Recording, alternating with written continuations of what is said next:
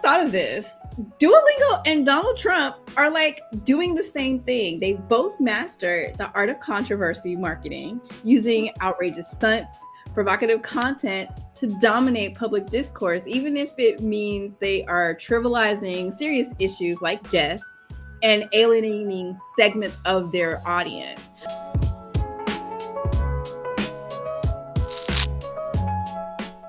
Hi, everyone. Welcome to B3 Byte Universe, where we dive into the data-driven world of media, technology, and culture. I'm Barika Phillips-Bell, one of the three co-founders of B3 Media Solutions. And I'm Sarah Booz, one of the senior social data analysts at B3 Media Solutions. And I'm Taylor Smith. I am the social media manager at B3 and a social catalyst. And together, we represent three generations, Gen X, Gen Y, and Gen Z, bringing diverse perspectives to our analysis of digital trends and insights. And in each episode, we'll break down the latest in data, culture, tech, media, and sound bites that are shaping our digital landscape today. Twice a month, we'll bring you all the bites. So let's dive into our first episode of ByteSized.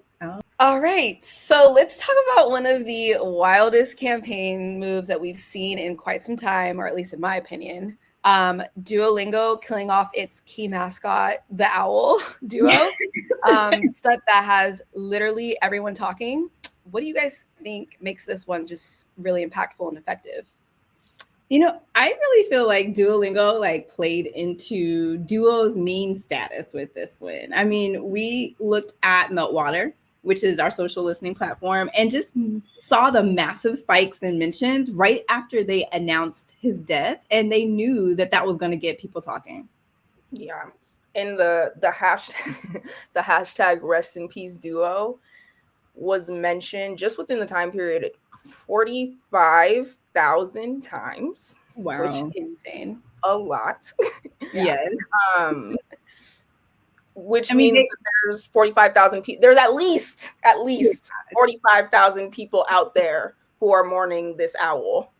And they even updated the social profile to show Duo that had the X for eyes. But it's funny because, yes, it's dark humor, but it so perfectly fit their brand. And then they started selling coffin-shaped merch. like that was definitely commitment on their part. Very strategic too. Because when I said quite literally, everyone was talking about it. When I started doing some digging right before this, I noticed how many brands just responded across the board, not only on just TikTok, but like X and Instagram, such as NYX, Bath and Body Works.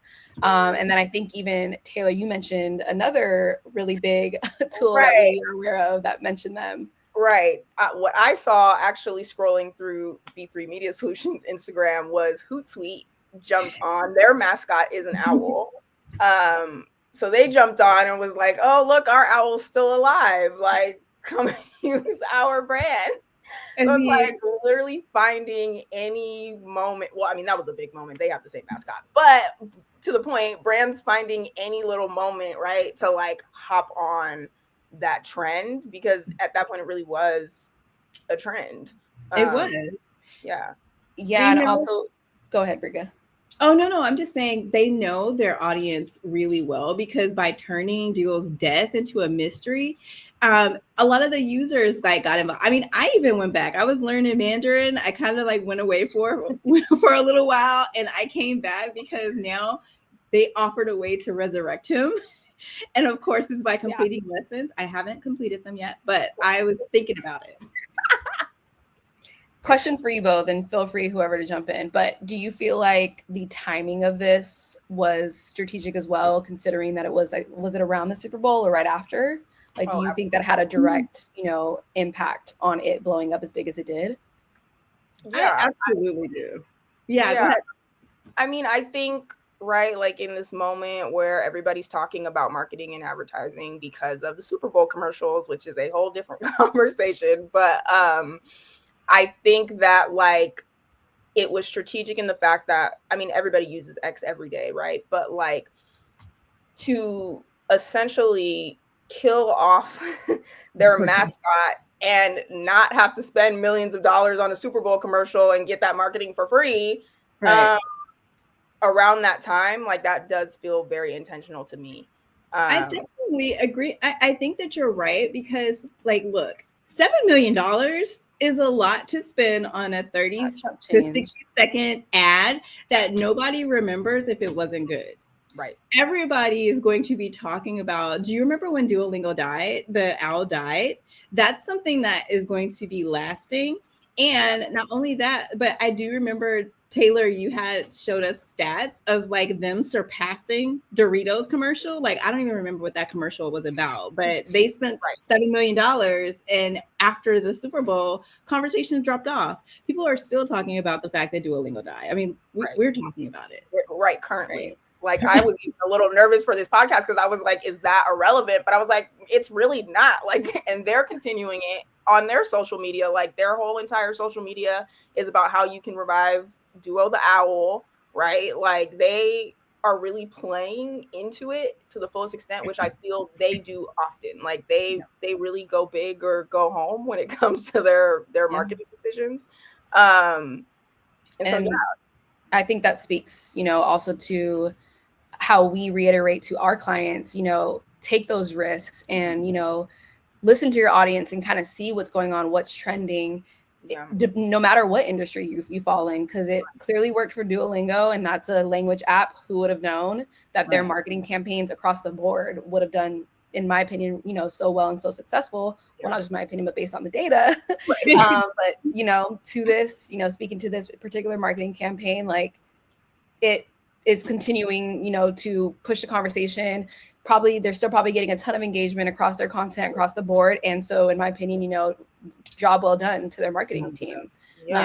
Doing this. They brought in 2 celebrity status people into it, right? Like Dua Lipa, who, again, it's the longevity like of their campaigns. Like Duo the Owl has been obsessed with Dua Lipa for, we don't know, like that is just what they've decided. Like their owl has this personality quirk, right? And like they keep up with that. And so Duo the Owl dies, and then they get even more traction because Dua Lipa quotes the eulogy on X and is like, OMG, rest in peace to my favorite owl. And then so you have this international pop star and her entire fan base like, OMG, we're mourning this owl that doesn't exist, right? And then the investigation into his death and saying that he was killed by a Cybertruck, indirectly brings in this other massive figure that we're seeing around today, right? And so they really play off of what is going on in the world with the Cybertruck, right? And people, Cybertrucks, people have their opinions on them. And then also the longevity of that personality trait that brings in different audiences, right? And it builds that emotional tie to the brand. Yeah, I definitely, just to wrap things up, I think the fact that, one, it was just the shock value. So let's talk about the fact that, your mascot died, but the cultural relevance, Taylor, like you just brought up, but they are consistent with their brand voice. I love the fact that, no matter what, you expect a certain thing. And then the fact that the interactive element, that was a very strong draw to the whole entire campaign by encouraging their users to complete lessons, to save Duo, which not only drove app engagement, but it also drove more people to the platform. And it was particularly great because it was with a Gen Z humor. So it's absurdist, it's meme driven, like it worked on all cylinders. Yeah. Well, love that conversation. That was great. We're gonna kick off our signature bit. Every episode we'll be doing a signature bit. We'll be playing a game. So this time we are playing 2 truths and a stat. So I'm going to give you guys 3 statistics. One of them is false. The other ones are true. And then we'll discuss and kind of see what we think is correct. Okay. All right. Cool. And we did not get these in advance, by the way. No. Yes. They know nothing. Okay. I was digging. I was like, what's interesting? Okay. So we're going to start off with food and snack trends amongst Americans. I got all of these stats from YouGov white papers, different ones. We will link them in the description. So these are our 3 stats. Okay, listen closely. Okay, so number 1, the second most popular fast food chain amongst 18 to 34-year-olds in the last 12 months was Kentucky Fried Chicken at 53%, behind McDonald's at 73%. Okay. Okay. Now that is super specific, Taylor. That is super specific. I don't. So are we saying true or false now? Yeah. No, I'll let y'all ruminate on it. Okay. Can you say it one more time, because it was that was a very specific stat. Yep. Okay. The second most popular fast food chain amongst 18 to 34-year-olds in the last 12 months was Kentucky Fried Chicken at 53%, behind McDonald's at 73%. So essentially, KFC was the most gone to fast food chain amongst 18 to 34-year-olds, behind McDonald's. Got it. Okay. So we're saying true or false? No, I'm going to tell you guys all of them. And then and then you're going to decide which one you think is false. Okay. Got it. Okay, next one. Number 2, there's a heavy correlation between healthy snackers and podcast listeners, with 33% of healthy snackers listening to 6 hours of podcasts a week. Okay. Okay. Last one. Gen Z sees the highest percentage of coffee drinkers at 55%, while millennials see the lowest at 32%. Oh, you got some hard ones. I know. Okay. She said, I'm challenging you today. I think. Okay, so how do we play this? Okay, just let me know what you think in general, like, because I feel like there are little things in there. I was like, Okay. I think the last one is false, and the first 2 are true. Okay. Interesting. I think the first one is false, and the last 2 are true. Okay. Barika, you're correct. Oh. I was like, there's no way that millennials don't drink coffee. Like, I do not believe Gen Z is up like drinking coffee. And you're correct. So Gen X actually sees the highest at 55%. That sounds about right. Millennials are in the middle at 49%, and Gen Z are last at 32%.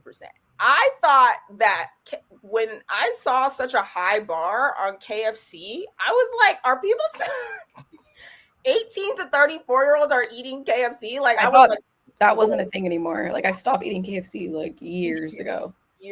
Like, sorry, when my KFC, but popcorn chicken, like, as a child, like, right? Yeah. So I was like, they're gonna think that one's false.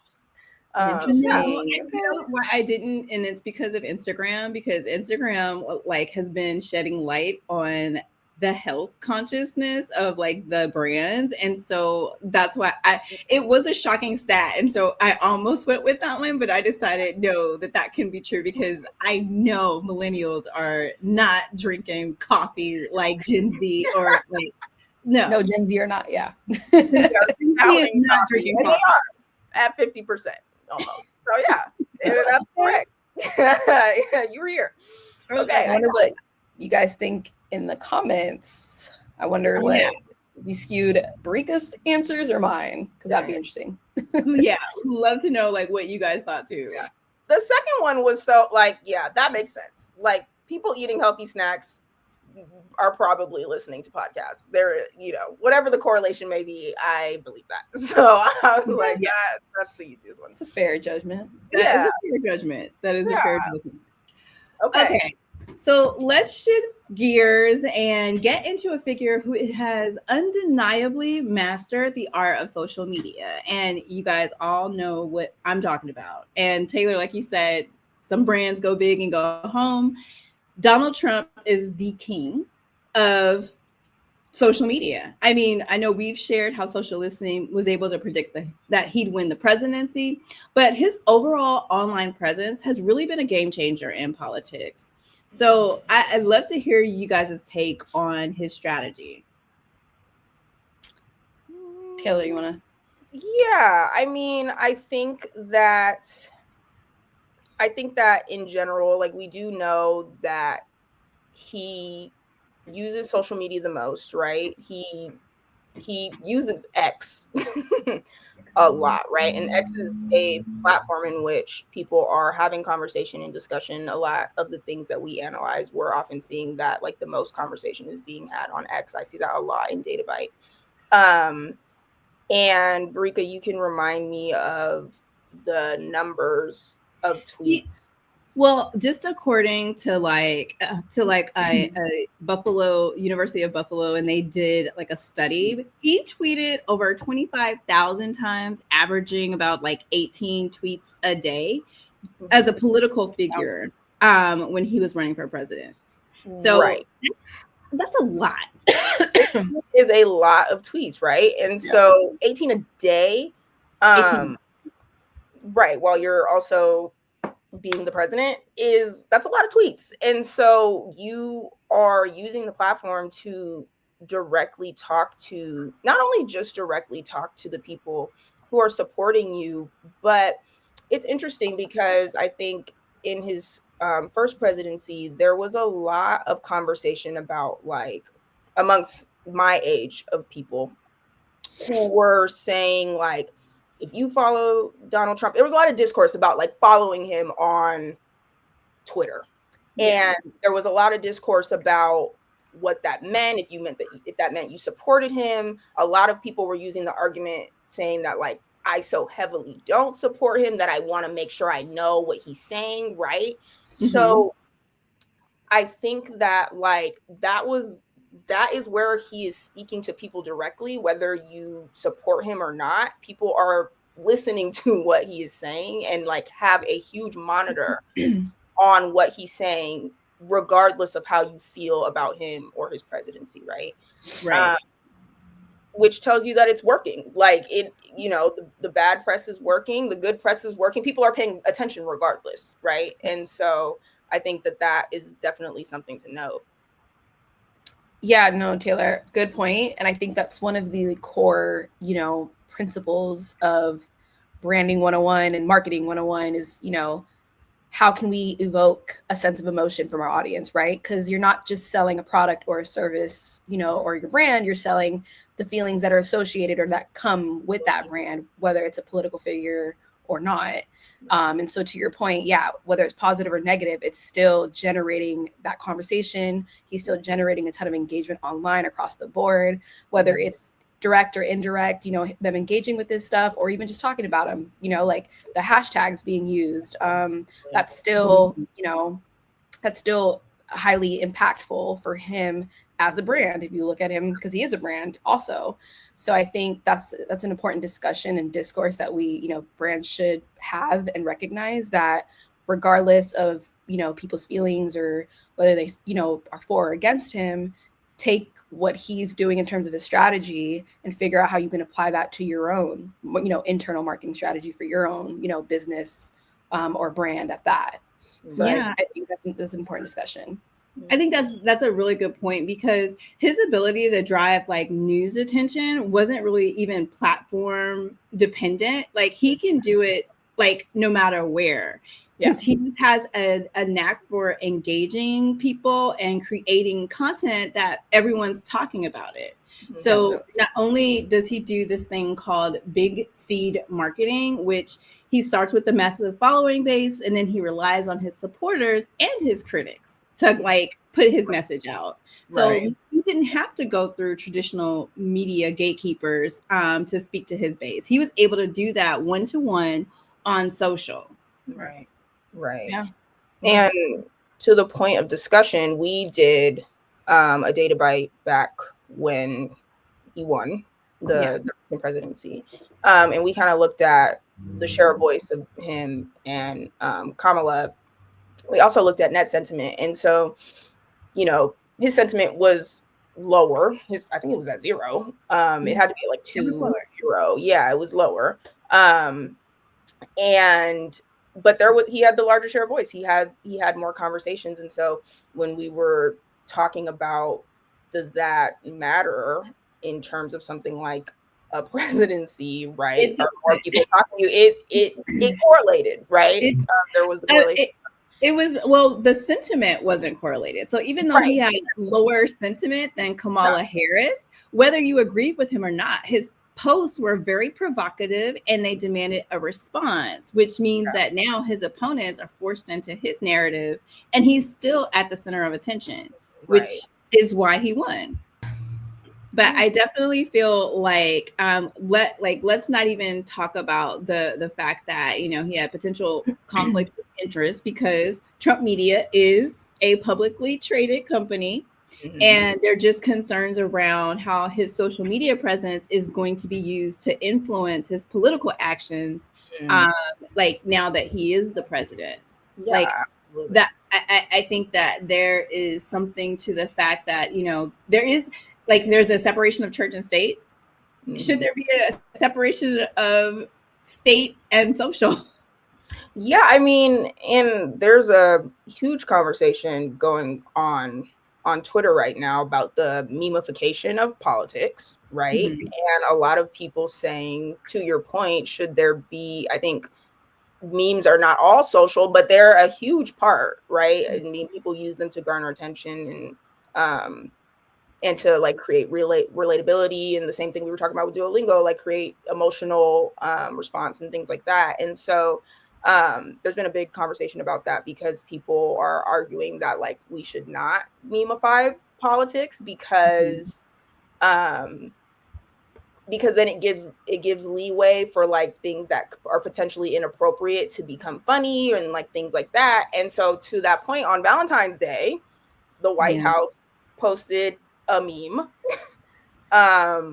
It had a pink background and hearts and a picture of Trump, and it was talking about roses are red, violets are blue.